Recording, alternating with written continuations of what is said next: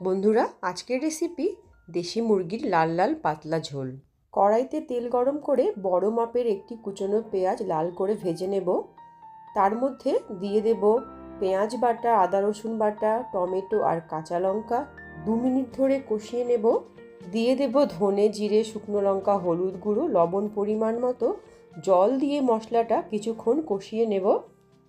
মশলা কষানো হয়ে গেছে, এরপরে দিয়ে দেব এর মধ্যে 400 গ্রাম দেশি মুরগির মাংস। মিডিয়াম ফ্লেমে 5 মিনিট ধরে খুব ভালো করে কষিয়ে নেব।